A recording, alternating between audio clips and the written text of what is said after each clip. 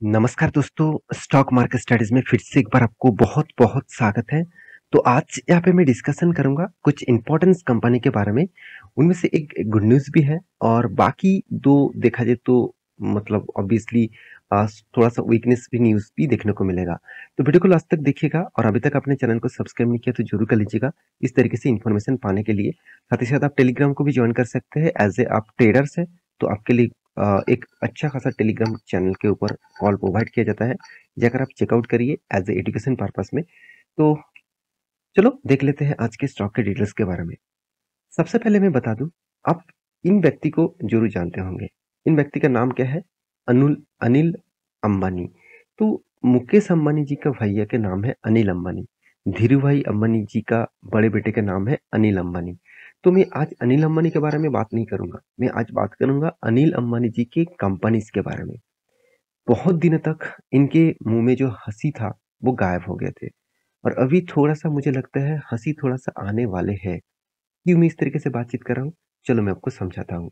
आप सभी जानते हैं रिलायंस कैपिटल लिमिटेड के बारे में।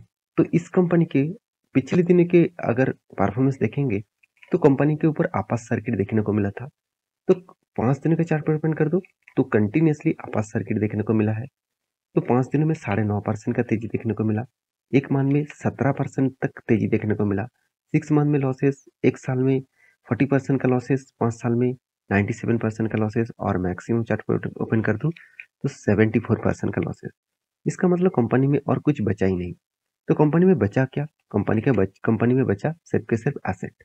अगर कंपनी में अगर मैं डिटेल्स दिखा दूं तो आपको और भी क्लियरिटी हो जाएगा।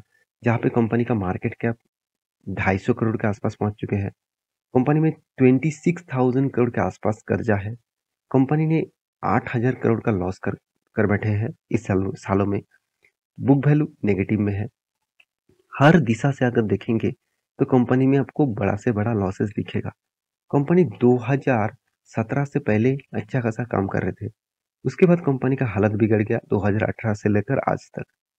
तो ऐसे क्या हुआ वो आप सभी जानते हैं इस कंपनी के बारे में। तो यहाँ पे वो डेटा में आपको डिस्कशन नहीं करूँगा।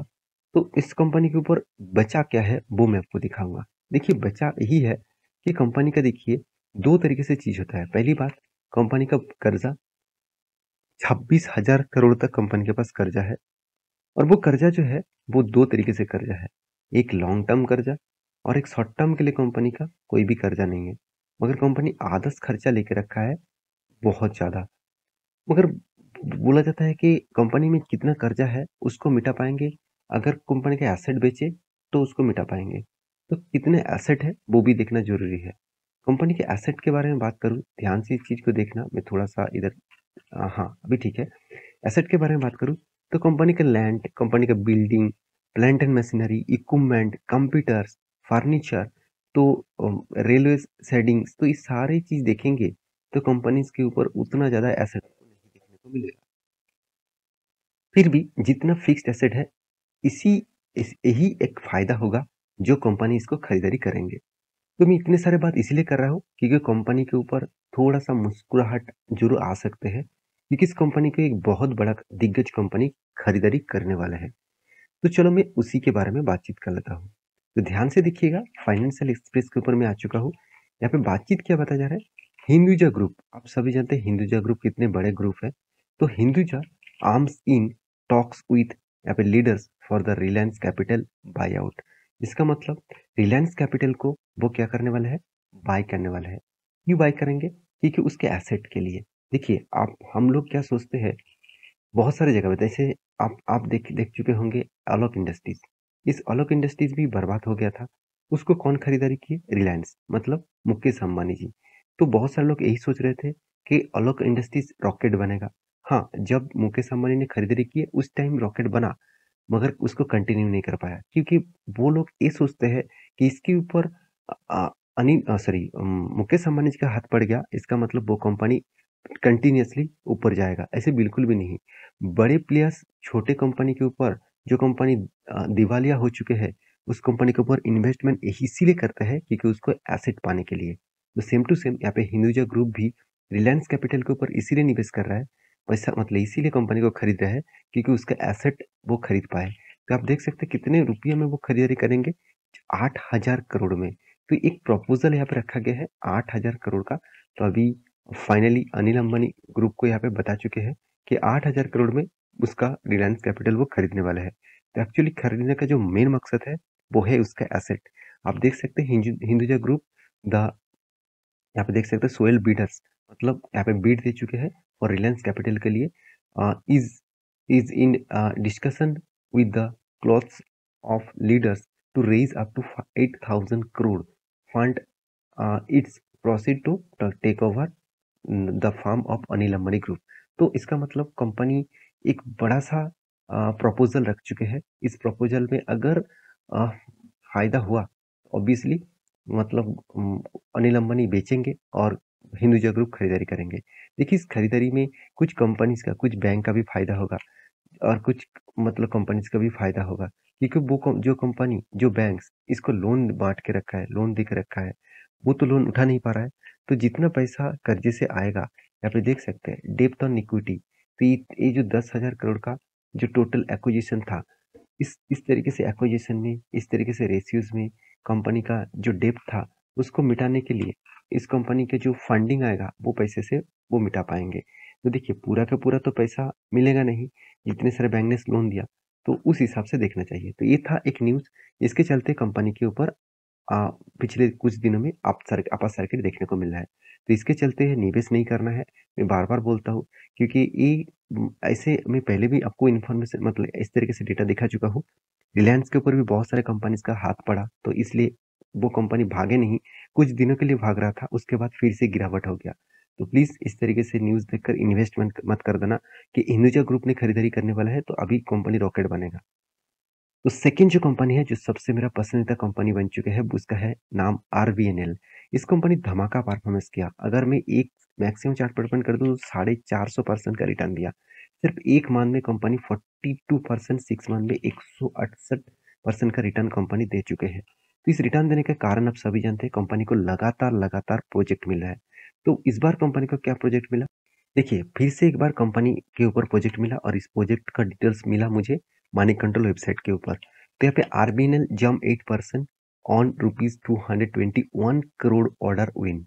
तो कंपनी को 121 करोड़ का टोटल प्रोजेक्ट मिला और इस प्रोजेक्ट के कारण कंपनी के ऊपर एक शानदार मोमेंटम देखने को मिला है। तो ऑब्वियसली ये एक गुड न्यूज़ है। हमेशा आरबीएनएल को लगातार लगातार प्रोजेक्ट मिलता जा रहा है और इस जो प्रोजेक्ट का ऑर्डर है, वो 18 मंथ के अंदर अंदर कंपनी को खत्म करना पड़ेगा।